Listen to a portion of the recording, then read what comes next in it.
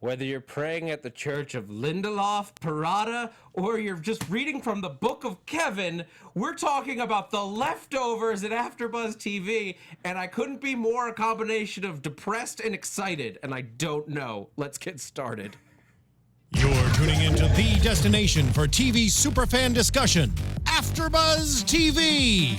And now, let the buzz begin.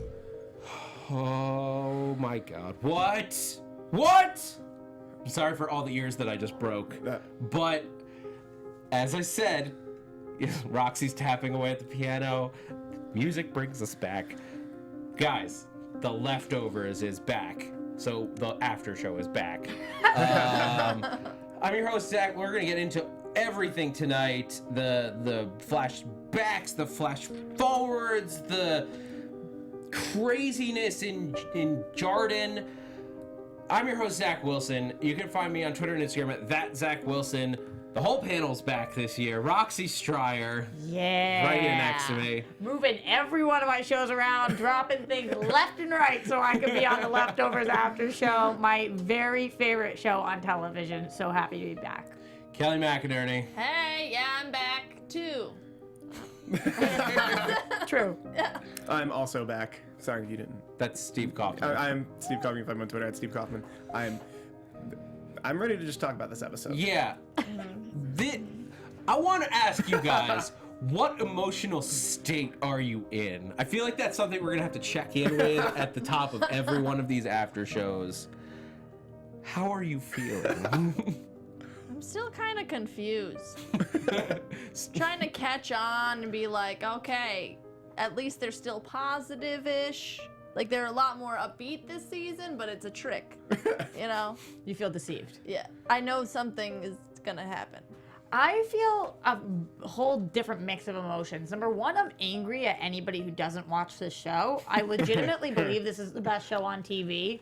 And if you don't think that season 2 was the best season of television that ever was made, then I don't know how we can relate anymore as people. So I'm mad, but I'm also really excited because I love where they're going. I love the characters that we chose to focus on this episode and that we didn't just pick up in Australia. I like that we got this transitional period and we're with everybody now. We're not just in a new place with new people. Yeah. Although that worked for season 2. It did, but I think they could have easily done it again for season 3 and they decided not to use that same thing. So I thought that was cool. No. I think I'm numb at this. Like, I think I'm just numb to all the feelings about this. That I'm trying not to get too attached to anyone, trying not to get too attached to anything where it's just like, oh, he's the chief of police now. Everything's, nope, that can't be right. Kevin can't be the chief. There's more. And I'm just trying to stay detached. Yeah. Stay detached. I think the only way that I can think to describe it is wide-eyed. And bushy-tailed? That's bright-eyed, I think. Oh. Yeah, that's bright-eyed. No, because I'm like throughout this episode, I'm just like staring at my TV like, oh my god, what's about to happen? That just happened? Overall, like this episode felt like too happy at times. Yeah. Which you know it's a good show when like it's too happy and that's scarier than anything else. Yeah. Let's start out just with the just like last season, we started out with a disconnected or like story-wise disconnected opening. Last year I was ready for it this time, though. Yeah. I wasn't like, am I on the wrong channel this time? Last year, I legitimately for 5 minutes was like, this isn't the show. This year, I was like, this is the show. Yeah, it did. I was still like trying to figure out what's going on, like where are we, when are we? But it wasn't like, oh, is this The Leftovers? So we opened it was 1844 with this like Village? Weird, like pilgrim, yeah, like that's what I say. Amish. The pilgrims. But it's 1844, so they're not pilgrims. Yes, true. So I'm not sure if they be descendants, but there's some type of village that we would resemble as a pilgrim village because my history. Unless I misread the board, it said 18. No, it was 1844. Okay. Yeah. Yep. I don't know much about that time period of like what villages were like that Well, we don't even know where we are. We don't know what country we're in. So That is you true. wouldn't even- it's not even just the time period. That's a good point. We don't know where we are. Like if Yeah. we're in Texas, are we in Mapleton? Are we in Australia? In Australia. Because we didn't hear anyone talk. Because that would have been a dead giveaway. The date was European structured. It was April 1844, or like the, No, it was Year first. It was No, month first. It was listed month first. Was it? Yeah, it was listed American structure. Okay. But once again, I don't know. In 1884, is that how they? I don't even know. Either way, they're reading from Matthew 24. Like basically speaking of like the rapture, and two shall be working in the field, one will be taken. That's like, I mean, it's not, we didn't get 50-50, but that's effectively what the departure was. And like for me, the big theme here was, and this relates directly into Leftovers, is faith, and faith without proof.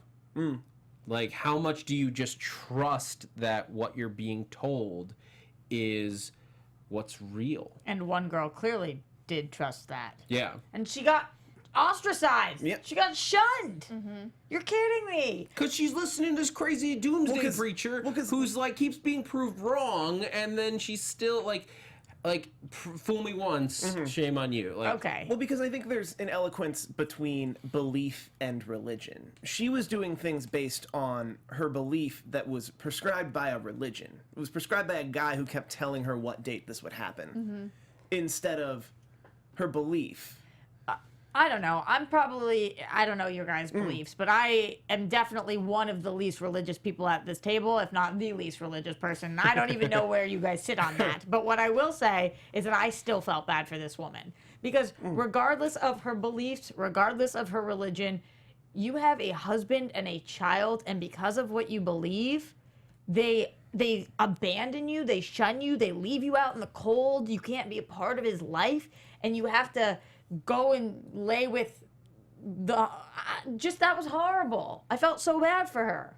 Why didn't they believe in it too, and then all of a sudden they stopped? Until they didn't. I They, guess. they did until like they bought into the scripture. I guess whatever he's receiving letters on a dove, and they're believing him when he tells them like, I have done like the math or whatever. The prophecy says the rapture will come on this date. 14th, 16th, 18th. Yeah, and they keep believing him and going onto their rooftops and staying there all night, only to be disappointed, shunned by the other townsfolk, laughed at, and then he's like, "Oh no, I was wrong. It's tomorrow, not yesterday." And it's just like, but when it's a cycle, like people start to drop out. And I get dropping out, but I don't understand leaving somebody in the pouring rain and not allowing them to see their own son.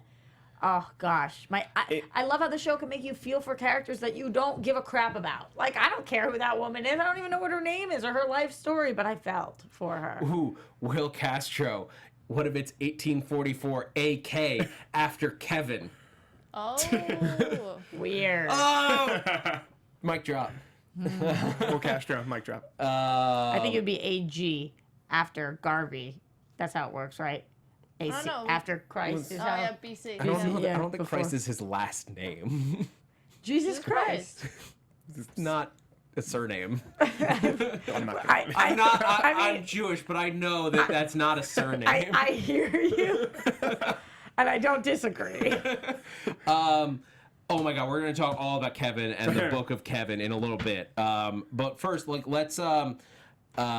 Well, here's a question. Just like while we're still talking about this, do you guys think that these were? Well, do you think the white was just a similarity, or do you think that this was actually supposed to imply that these were like early Descent. guilty remnants? That's what I wrote down. So I think Which part?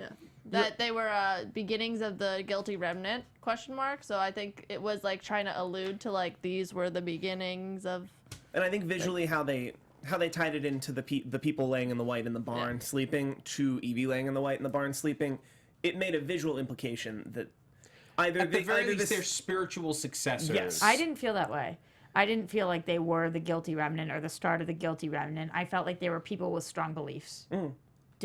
Possibly different, but extremists of and some kind. that would be the parallel to the guilty remnant by itself. Yeah, but people on the outside of society who like are ostracized for what they believe in, and that is the guilty remnant. My last thought on this. I was so ready for the guy at the tail end of this to, instead of writing like the date and then going like this, I was so ready for the preacher to write down October 14th, like 2000. Like I was ready for that. No, like the actual. Like I did it wrong, and it's coming here, and we're like, oh, but this was better than that. That would have been dumb. But I feel you. Yeah, but when we go into the Guilty Remnant, like speaking of ostracized by society, this is ostracized by society to a whole other level. And by level, I mean like down like 30 feet in a crater. By a drone Go. Oh, what do you mean? Well, so we pick up with Meg and Evie back in the Jardin Welcome Center where they'd like rushed in and claimed this place. And we get this exchange between Meg and Evie about Siegfried and Roy and the idea... Evie who won't use her words. Yeah. Which was interesting. Evie who is devoted to what the Guilty Remnant stands for, and Meg who is like... Meg to me was like... Devoted to power, devoted to... Yeah, like she was angry, and so she joined the Guilty Remnant out of anger, but not because she believed I think almost anything that they believed in. I think she jumped on board to use them as a vehicle to get her to do something as awesome as like take over Jardin. I don't know. It's strange because I was just today I rewatched the season 2 finale, and when Kevin was asked by John about why Evie left, John's like, "Oh, then why did she leave? If you're saying she just left." Kevin says maybe she didn't love you guys. Maybe that's the truth, and I'm starting to think maybe that's kind of the through line. Not necessarily a lack of love, but a lack of knowing how to love. And because of that, removing yourself from the situation. And I feel as if that was Lori at the time. Now she's obviously different. And that is Meg and Evie, not knowing how to love anymore. Think about Yeah. it. I didn't even mean to mic drop just there. But But either way, like, I guess whoever, like the government, basically just decides these people are too dangerous. So these are effectively unarmed, like, protesters, right? But they invaded the welcome, like they overtook. Yeah. They overtook a place that was marked by the state as sanctuary, as a national park. So Yes. they overtook a national park. Yes, but still on. But like, I'm saying, the closest thing that I could think to call them is unarmed protesters who are trespassing. Yes. Hardly the even response is hardly we're calling in a UAV drone to missile strike them, which is what happened. Yes. I really loved I really loved not showing it like straight up, but like seeing it in the reflection of her glasses. Yeah. That was a lot. I really like that choice. Very cool choice. I agree. What do you guys think about the strike? Like the I enjoyed it. They left it a little ambiguous, which this show ambiguous, crazy. But I didn't feel like it was ambiguous at all. Maybe at first. What do you feel like? Well, like when we saw the crater later, it's like, oh no, they bombed the hell out of them. So what do you mean by ambiguous? I mean that they literally, in this show, unless they literally show you people die, you can't assume they died. Yeah. And then we do talk about there is a reference to it later on, the 3 years ago. Yeah. And there was a reference from her father, like, we have to believe she's still alive. I honestly think that's exactly how it happened. But in this show, stranger things have happened that we may see Evie and Meg again.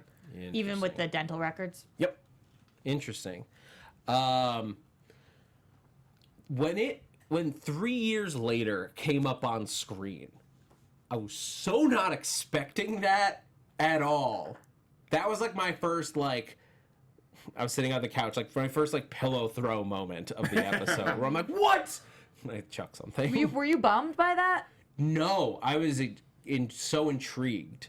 With the choice that they made. Yeah, because it was completely unexpected. Like Yeah. even watching trailers and everything, I didn't think that was what they were gonna do. You usually think if there is going to be a time jump, you're going to pick up where that time jump is, but not see what was and then jump. So Yeah. I agree that was unexpected for me as well, but I think it really worked. And sometimes I feel like that time jump is a cop-out for some shows, but for this, they are going to slowly yet shortly fill us in. So I'm in. Because this is a show that's going to fill in all the gaps as it goes forward.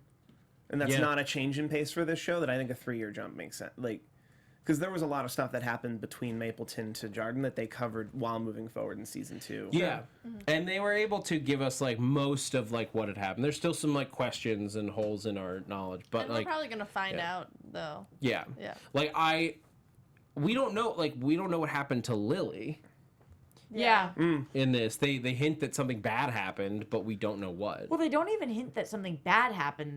They explain that she's not there. Which Something could, something that is negative for Nora. Yes, true. Whatever, like that could be. Remember how Lily got to them though, and was left on their doorstep. Yeah. So Someone would have had a legal right to Lily that wasn't Nora. No, Right, but they so- filled out all the paperwork. Like they legally adopted Lily. that's true, but we don't know that whatever happened was bad. We don't know if Nora had a breakdown and was not capable anymore. We don't know if Kevin was not there, and there's just so many things missing. So bad for Nora, yes, but And I think even if she legally adopts her, but the next of kin to that child biologically, if they come forward, I think I'm not a lawyer, and but we're I think they unaware could, that she was alive. yeah, you know, and that they could come forward and be like, no, this child exists. I am the next of kin to this child. I'd like to take care of it. Yeah, that's a very complex custody issue. For sure. Which we don't have time Of course. or the need to cover at this moment. but it will definitely come up in future episodes. Yes, whatever happened to her absolutely is coming. Okay, let's talk about Kevin. Because when we open on him, What a and like horse. I got so excited, like him, and like when he's coming by and he's the chief again, he's in the cop uniform. I was kind of happy. Like, good for him to be back. Yeah. Doing what he did. Not dead. Yeah. Because like there was definitely some question of like he was alive at the end of the season, but a lot of people thought like that could be like him in that could be in his head. Well, when he lost a actually died. lot of blood when John shot him. Yeah, Like, a lot of blood, and then he was kind of just chilling. It was like, are you alive? Yeah. Are you?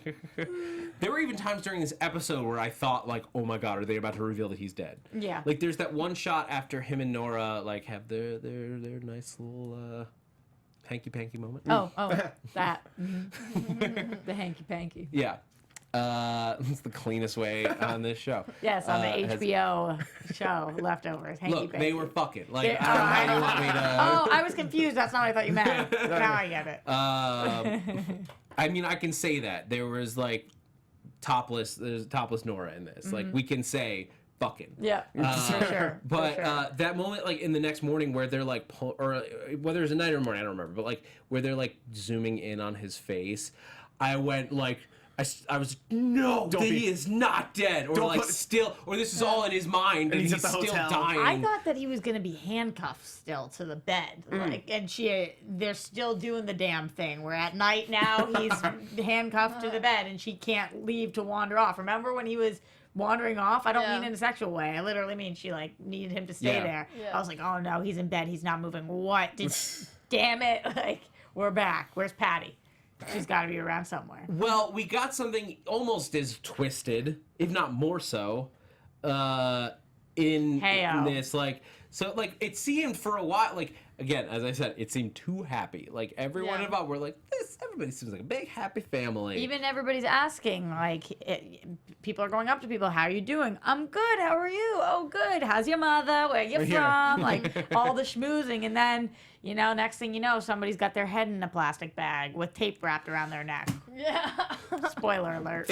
He was so calm about it, too. I think he probably just does this all the time to test. Like, Do you think would he I still literally die? No. kills himself? Like, do you think he literally does it until he dies and then wakes up? Or do you think he does it until he's just about to and then... Like, auto... Yeah. They shoot it in a way for us to draw both conclusions. I think he somehow goes to that hotel and dies Every time. Every time. So you buy into, and you buy into what Matt and Michael were saying about he can't die in Jarden. I think he can't I think he can die. I don't think he can die like regular mortals can die. I don't think he can kill himself. That's a good. Well, he was shot. I know he was, but there's a couple, the jumping into the water with the brick, this thing, the before taking the poison, the being shot, I think was a lucky, like it did go through and he almost bled out and he didn't die that time, but I think he can't kill himself. Ooh. So you guys are buying into the spiritual aspect, because that's always the debate on this show. Is like, because it always walks that line. It's like, is this something mystical, or is there just a rational explanation? You have to admit, no matter what, that there is something mystical here. Yeah. And The very crux of the show is built around something something unexplainable. Unexplainable. Mm-hmm. And we'll likely never actually get an answer to where those people went or what happened. Like, I think he goes to that hotel. But that might be true. Something I learned on The Flash, though, is that if you look into the future, technology that you don't understand is perceived as magic, even if there is an explanation for any it. sufficiently advanced technology is indistinguishable from magic. Right. -- Arthur C. Clarke. So I think that that's a good point here, too. Maybe things are happening that are being perceived as magic or spiritual, where there possibly is an explanation in science. So that leans into aliens took them. Possibly.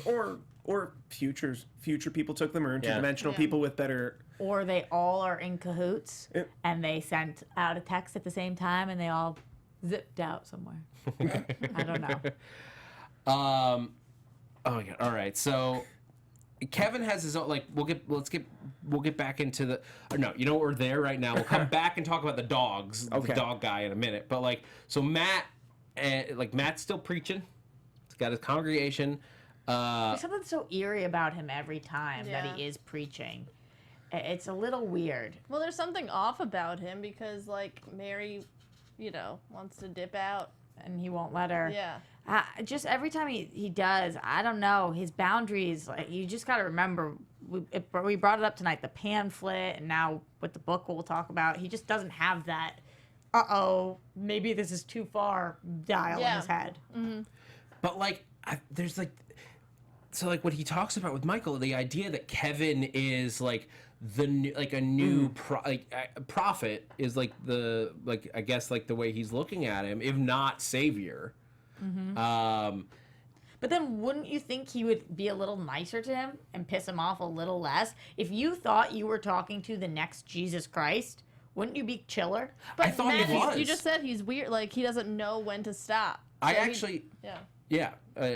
Sorry. No. So I think that's why he's like not being polite to him, because he doesn't really know boundaries, even when he's in the face of like Jesus. I actually thought that Matt was intentionally pulling back, like when the divine Kevin comes to him, and that, but like when Kevin comes to him, it's like, look, you gotta tone it down. Like, I can't have another explosion. Like people's tensions are high coming up to the 14th. Like, don't stoke the fire.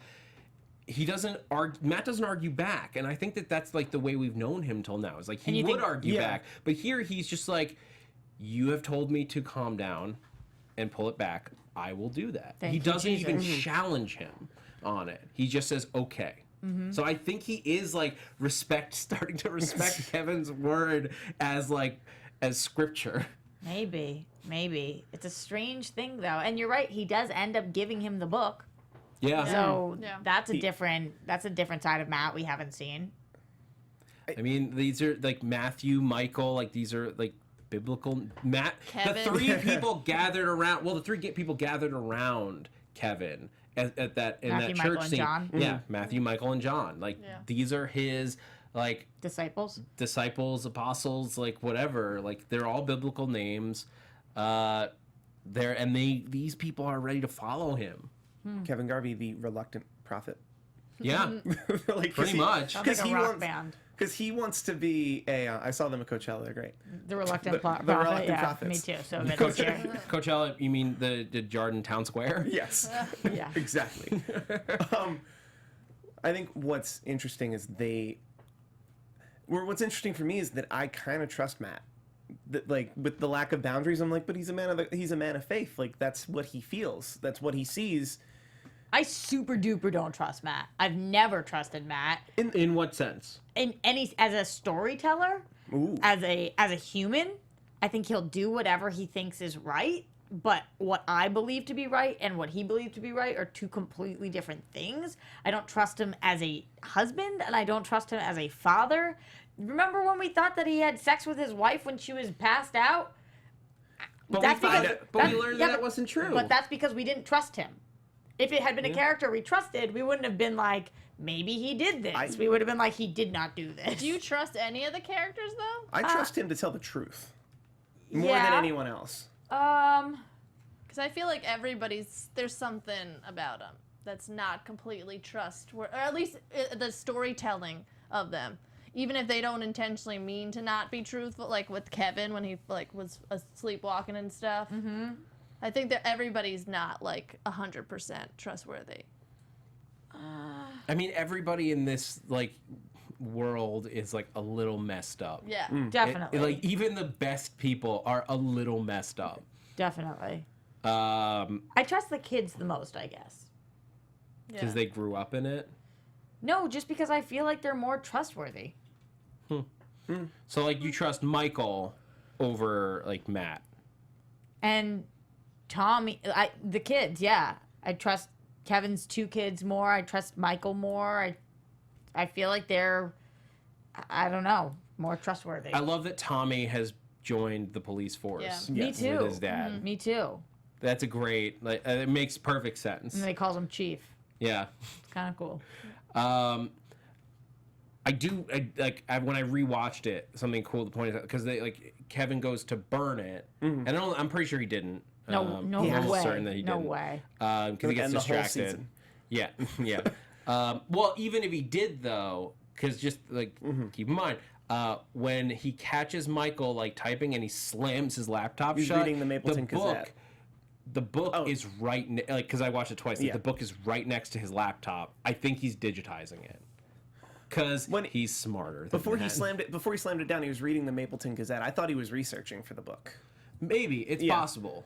That's But interesting. either He way, did slam it down. You don't think porn? Holy porn for Yeah. Michael. For sure. Well, because he mentioned that the book he handed was handwritten, that Matt handed was handwritten. So, I believe that that's the only copy and that Kevin doesn't burn it. But that borders on Interesting. prediction. Yeah. Well, that's why you're saying digitizing. Yeah. I mean, like it's smart. It's smart. I agree. Digitize your handwritten stuff. See, you trust Michael more too. Yeah. He knows to digitize. Oh man. There's just so much. I know. It's a lot to go over. So much. I love the the implication while we're on Matt, about 7 years.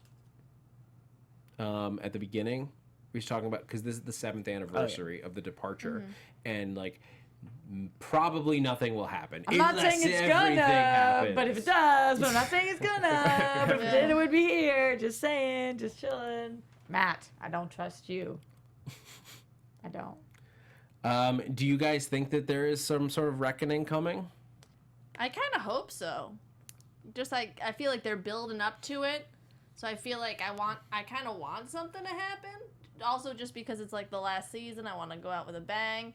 But I feel like we might not. You know, it's the type of show where it probably won't. I don't think we're gonna get anything equivalent to the sudden departure, or like people coming back, or anything that fulfilling. Yeah. I think what we'll get is something like we've got in the last 2 seasons, where the people who are left over are the ones who are burning the place to the ground, the ones who are making everything rough. I don't. Yeah. I don't think it would be true to the show if we had another departure. I think that would be wrong. Is there something that's going to happen on that date? Yes, but I think it will probably be man-made, similar to the kids with the toxic water, or but an actual thing, or like the bridge with the Guilty Remnant. I think something will take place that date, but humans. And more of Kevin. That's more of Kevin's like whether he's testing whether he can die, or he just like doesn't care, or like he has a death wish, Or he already knows. that he can't die. He already knows he can't die. That's why he's doing the plastic bag. Like, thing. I think the plastic bag thing is either a test, but since it's been 3 years, it's more than likely he might already know. Or it's the only way that he feels. We can't necessarily say that him putting the bag over his head is him attempting to kill himself every time. I think he might be doing it till he passes out, or might be, there's all different. Yeah, I think it's something that the chat reminded us is called edging. Yes. Thank you, chat. You need a partner when you do that, guys. If you look at his wrist, there's a scissor tattoo right over his arteries. Is there? Yeah. But he's like, he just jumps in the lake, and like, this is again Matt just like being like, you are the self-sacrificing prophet. Like when we couldn't carry out our baptisms because of this, you were unsure whether this was a prank or not, and you just jumped in. When he says to Tommy, "I just knew," and Tommy questions how, and he says, "I just did," or Michael, whoever he said it to, do we think he did? Tommy. Do we think he did know?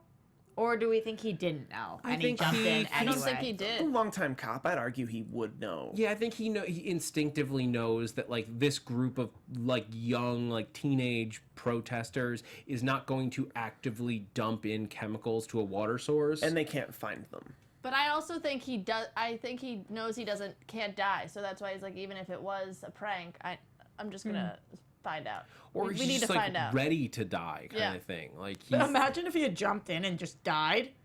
People would have been like, well, that's how he went. Or imagine if the prophecy's true that he can't die in Jordan, but there were chemicals in the lake. So everybody else does. Everybody else Yes, dies. yes. Water's fine, guys. You just gotta Well, be a prophet. I did love the mirror, like the similarities between this and the pilot of the show, like way back in season 1 with the initial Guilty Remnant protest. And like all the religious people were in white. It was just like, it was like massive flashbacks for him. We only have 8 episodes. We're starting to come full circle real quick. We're Yeah. getting those callbacks, which I also enjoyed. That's why we had Dogman in the episode tonight. We're getting the callbacks. Dean, okay, this guy's nuts. Or is he? Yes, he is. Yes, he is. My take on Dean was, in that moment, everything he said made just about as much sense as anything else anyone in this show has ever said. And that's the point. I think that there's crazy and then there's crazy. Yeah. And I think that he is not just crazy. He's not Kevin crazy. He's not Lori crazy. He's crazy. These dogs are not embodying and inhabiting humans' skin. I will go a little further than maybe some, but I won't go that far. Yeah. I'm not saying he was 100% true. I'm saying that in a world where the sudden departure happened and where Kevin can get shot in point blank range and still live, and that he could That happens, though. But like in the world that we've been presented for this many episodes, it would be a turn. I'd need some primer, but if that was the actual outcome, I'd be like, you know what? All right. You would be cool. dogs. Would you be cool if we found out that the president, the mayor, the governor, they're In one dogs? scene, no. But if they spent 3 seasons building up to their canines are actually interdimensional or aliens or like something, I'd be upset we got an actual answer. But aside from that, like, I think this group could actually sell us on that. I'm mad at you right now. I think it was. Kelly, go ahead. I think it was just there just to be like, hey, remember this guy? Well, he was just crazy from the get-go, guys. Don't listen to... And crazy feeds into crazy. Yeah. He was bringing out the worst in you, Kevin. Yeah. But I think the idea, for me, he was onto something with the dogs being affected by the departure, Same. The dogs were put into a state. Any dog that like saw a departure, anything like that.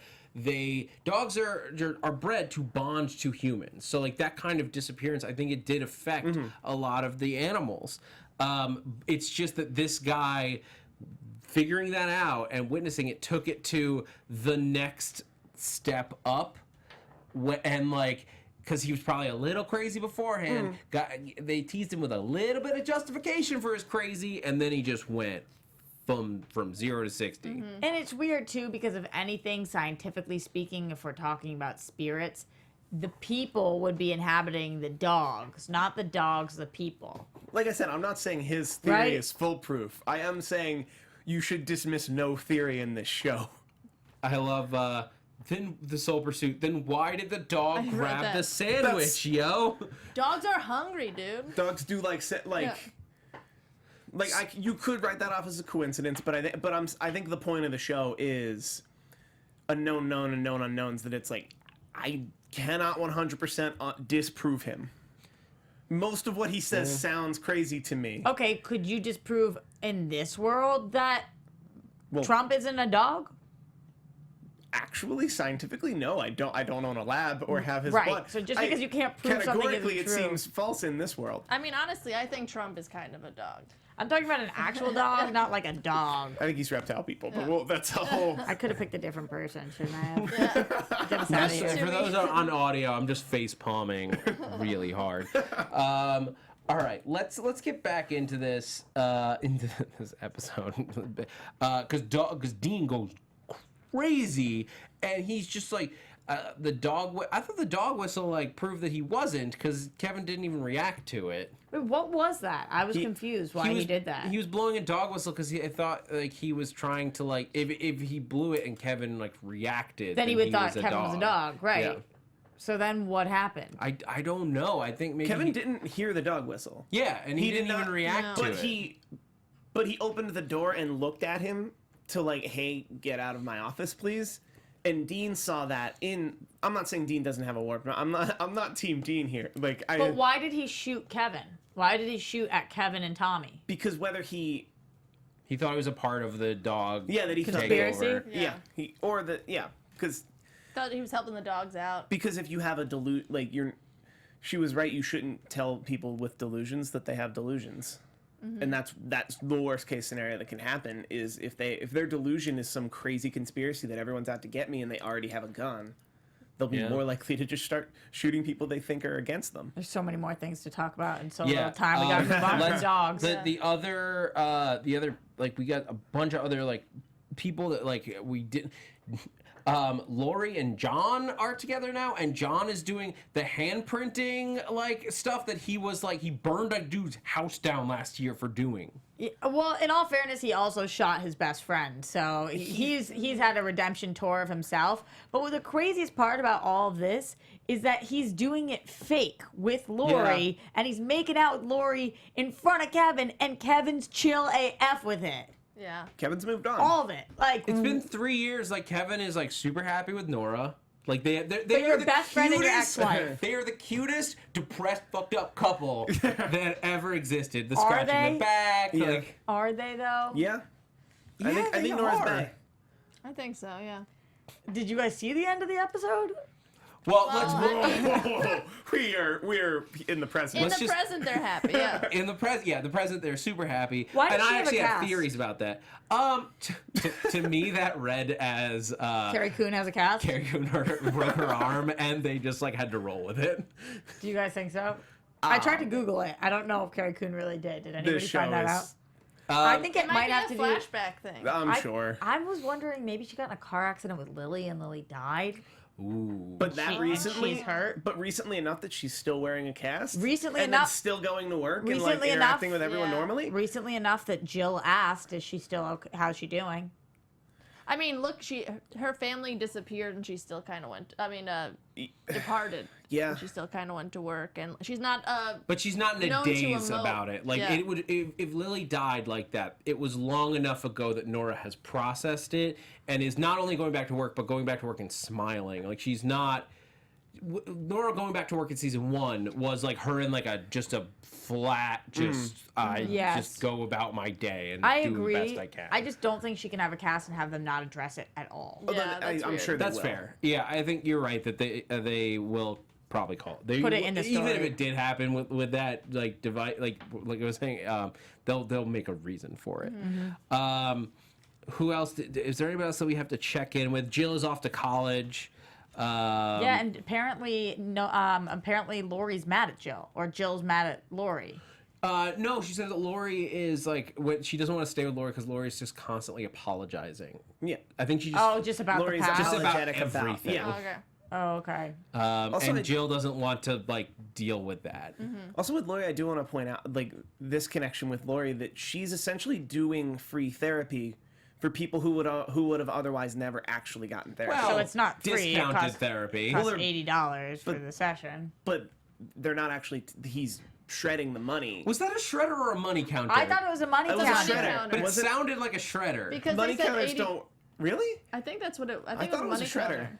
It doesn't make Oh, any sense chat, if let it's us shredding know. it. You guys are the best. Thanks for joining us also. But I no way watched there's for shredder. it. They don't show the other side of whatever that is. So like, I can't. If it was a shredder, Why would they be shredding money? Yeah. Because they just want. They're doing a mitzvah. They're doing a but good that deed for doesn't everyone. make. That's not a good deed no, when they- you're taking their money. They because could it- donate that money to Yeah. the town or to a charity. but- Yeah. it is so. There's no logic to shredding it. I think So I the have to logic- think it was a money counter. No, but I think the logic is they wouldn't believe the mysticism that's actually just smoke and mirrors. They wouldn't believe it if they also had to pay for it. It's always easier to sell somebody something than it is to just tell them what's up. They maybe. get $20. There's no way. There's no way. I swear to God, this is a shredder. Let's see what No the chat way. has to I say. don't think because it sounded like a money counter to me. Wait, can I go back for 1 second They though? all say shredder. Like There's no way. they were shredding the money. It's a matter of. Why are they shredding the money? It's a matter of they wouldn't believe it if there weren't smoke and mirrors and there wasn't a transaction. This is ludicrous. Now I'm curious. Going back because I was just thinking about one more thing with the Tommy storyline. Do we think this is going to change his character that he shot and killed somebody? It's a heavy thing. And- He was shaking. yeah. He was, so it could. Yeah, yeah. I mean, I don't think that's gonna just be laid to rest. Like Yeah. that will, of course, come back. Okay. And I love that Kevin is like, he says he killed somebody, and he's talking about in the hotel. In the hotel, to him, it's real. Thanks. Hotel.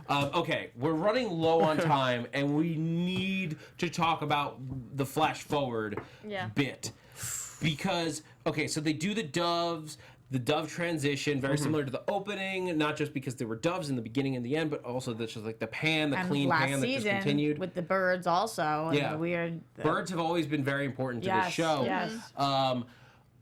But no, okay, so we flash forward and it's old Nora in, I'm pretty sure Australia or New Zealand, because we see like gorgeous green fields, sheep, and an Australian nun, just based on pure accent. What? That might be a Named swerve. Sarah. Might be a swerve. Yeah, she's calling herself Sarah. I have so many ridiculous, insane theories on this. And she doesn't know who Kevin is, but this other woman's asking about her. Like, No, I'm it's- saying yeah. she claims to not know. Yeah. Here's my theory. Okay, Are we so getting into predictions? yeah, let's just call it predictions Bring and go with it from there. Cool. All right, predictions. Whoa. And now, your AfterBuzz TV We're to transition as the show. predictions. Yeah. Fitting. So, okay, my thought on this. I think that the Book of Kevin gets out, is published, By it who? spreads. Like I'm not sure. Maybe Matt publishes it. Maybe Nora publishes it. Maybe like it just But gets not out Kevin. on the internet. No, I don't think Kevin puts it out. I think that, but it gets out there, and the world starts rallying around this to the point, at least to the point where Kevin and Nora go, we need we need to get away from this. So they assume false identities. They go to Australia, and they're just like hiding in the outback. I think maybe even Kevin is in that like house that we see with the doves. Like I don't even necessarily think that Nora and he separated, but they're just living there as Sarah and William. I don't know. But like Jesus. yeah, no one will believe it. No one will think it's me if we just say I'm Jesus. But they're just living out there, and so that reaction where she like looks freaked out is, oh no, they found us. That's my prediction. And on it. and they're hiding because the book was put out? Because they don't want, Kevin doesn't want that life. He doesn't want to be anyone's savior. If that is the case, do you think he's aged? Ooh. That's like the biggest question on this show at this point. I don't know. Because if he didn't, that would be the answer to like, is he mystical or not right there. I think he can age. I just don't think he can die, like get killed or whatever. You know, because Jesus aged. you know? Only up to 33 or whatever. Well, he got killed on a I'm saying we don't know. Yeah. We don't know. On this old Australian Nora scene, I'm not ruling out the possibility of an alternate universe. That I don't have much more to that theory, but I'm not ruling out the Too possibility. many comic books. No, because That- I had a similar idea. Although too many comic books is also probably responsible on my end. Yes. But, okay. For all of us. Alternate Earth where because I think I talked about this like way back when, an idea like there's an alternate Earth where 98% of the population disappeared and there's just 2% were the leftovers.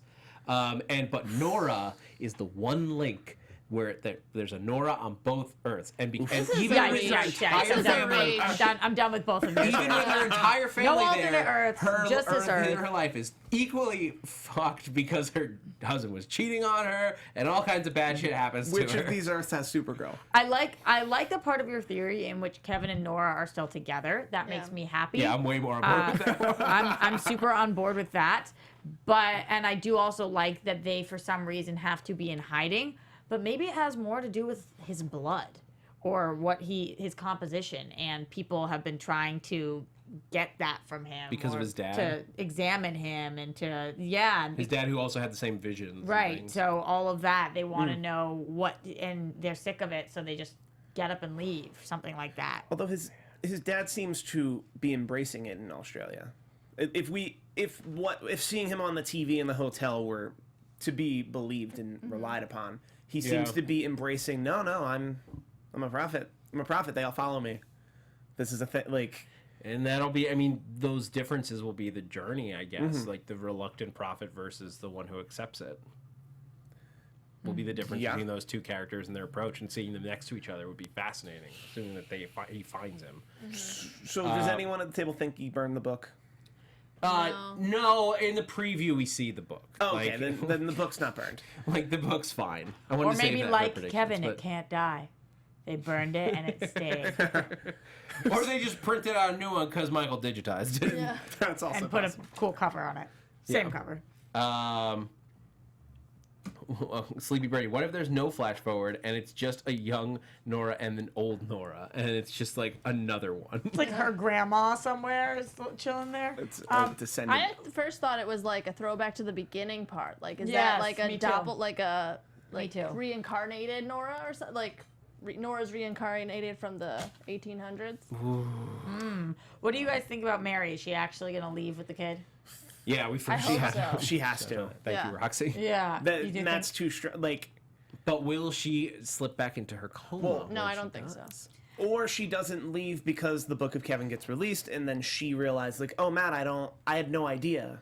I know. I No, keep she knows about talking. the book. Yeah. Okay. 'cause She's she goes- read it. She's the one that tells Oh, him. you're right. I know Then- I mentioned car accident before, but I don't think she would slip into a coma, but maybe she leaves and something bad happens to her. Because it's not, I don't think she's going to cross the line and it's going to be coma. Like, there's just, that would be so No, on the man, not- nose. Like Maybe not Final Destination type instantly. stuff. But I think something bad could happen, Yeah. yes. Whew. Look, this is The Leftovers. This will not have a happy ending. Well, it might have a happy ending. It won't be happy getting there. Will not have a happy journey. I'm not settling for that. We're going to have a powerful ending. Oh yes, A powerful. moving, emotional, some parts happy, some parts sad, depressing for sure. 7 more to go, so hopefully. Yep. On that note, on that sum up of pretty much what The Leftovers is, I think that's going to do it for the AfterBuzz TV after show for The Leftovers. Season 3, Episode 1. It's in the books. The Book of Kevin. And we'll tell people where they can find us when we're not being depressed about this show. This is such a unique show in the emotions that I have while and after watching it. It is incomparable to anything else on television. I agree. And with that, I'm Zach Wilson. You can find me on Twitter and Instagram at @ZachWilson. If you are a Doctor Who fan, check out the Doctor Who After Show, which I just finished hosting right here, right before this, which also had its season premiere this weekend. Oh, big day for you. Yeah, very busy. Congratulations. I'm Roxy Striar. You guys can find me everywhere at Roxy Striar. Make sure you keep the conversation going with me because, as I said, favorite show on television. Got to hear from you guys. Hey, I'm Kelly McInerney. You can find me on Twitter and Instagram at HollyWeirdo or the SNL After Show, which I also just hosted. And you guys can find me on Twitter. I'm Steve Kaufmann, at Steve Kaufmann. That is Kaufmann. I'm a high-ranking official in the Church of Gary Busey. Yes, we didn't even talk about Gary Busey. That was an epic scene, and those two guys are coming back for sure. They're Yeah. gonna see something, and I guarantee you they're actually gonna call Kevin. Yep. Yep. Yeah, I'm with you. All right, guys. This has been The Leftovers After Show on AfterBuzz TV. Thank you guys so much for geeking out with us. Farewell. From executive producers Maria Menounos, Kevin Undergaro, Phil Svitek, and the entire AfterBuzz TV staff, we would like to thank you for listening to the AfterBuzz TV network. To watch or listen to other after shows and post comments or questions, be sure to visit AfterBuzzTV.com. I'm Sir Richard Wentworth, and this has been a presentation of AfterBuzz TV. Buzz you later. The views expressed herein are those of the hosts only and do not necessarily reflect the views of AfterBuzz TV or its owners or principals.